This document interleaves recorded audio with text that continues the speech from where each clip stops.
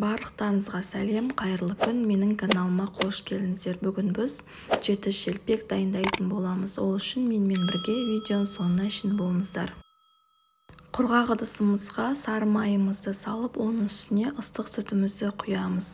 Сүтімізді құйып болған соң, тағы да үстінен бір пиала жылы суымызды құйып, майымыз ерігенше жақсылап араластырамыз.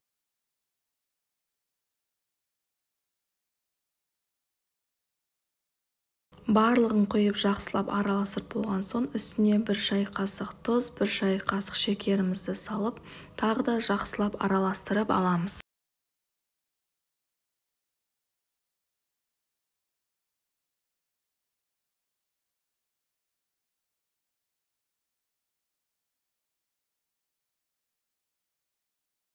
Барлығын жақсылап араластырып болған соң, үстіне ашытқымызды салып, ашытқымыз ерігенше тағы да жақсылап араластырамыз.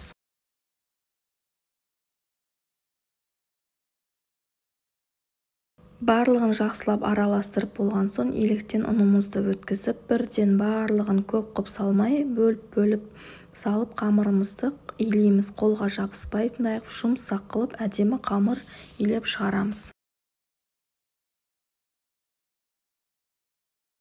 Жақсылап қамырымызды илеп алып, жылы жерге бетін жауып 40 немесе 1 сағатқа қоямыз.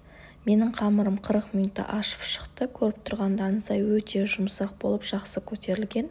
Енді қамырымызды ыдысымыздан шығарып аламыз. Өзімізге керекті 7 бөлікке бірдей қылып бөліп аламыз.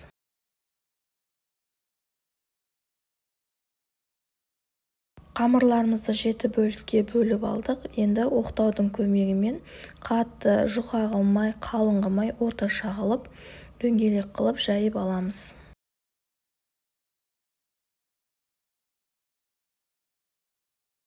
Ендігі кезекте ыдысымызды, яғни қазан болмаса табамызды қыздырып, үстіне майымызды құйып, қызған майдың үстінен жаңағы 7 шелпек қамырымызды салып, пісіріп аламыз. 2 шеті қызарғанша асықпай, қатты отта күйдіріп те жібермей, аппақ та қылмай, орташа қылып, сарғыш қылып пісіріп аламыз.